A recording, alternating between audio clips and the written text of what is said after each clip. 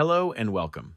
In this short tutorial, we'll show you how to correctly configure the Game Widget in the Unreal Game Sample project using Unreal Engine version 5.7.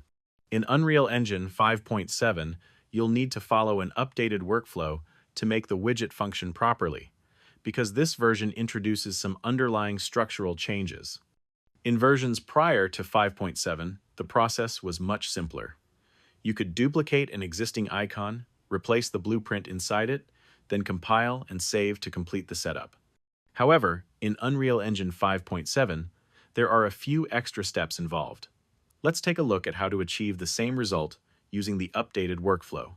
First, go to the Widgets folder and open the Game Animation Widget blueprint. We need to add our character to the Visual Override section so it can be selected in-game. In Unreal Engine 5.7, this process is slightly more complex because we can't simply click the icon and replace it directly. Switch to the Graph view. Select the Visual Override List node, and in the Details panel, add a new element to the list. This will make sure you can see the character icon in the widget panel. Choose our character blueprint. Compile and save, then close the window. Next, go to World Settings and locate the Game Mode Override asset. Open the GM Sandbox blueprint. Inside the blueprint, double-click the Cycle Visual Override function to open it.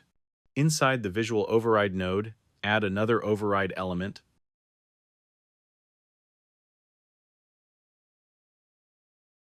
again selecting our character blueprint so it can be found when swapping meshes. Compile and save. Finally, enter Play Mode. Now we can swap the character correctly and play as a fully functional game character in the scene. Hope you found this tutorial useful. See you in the next one.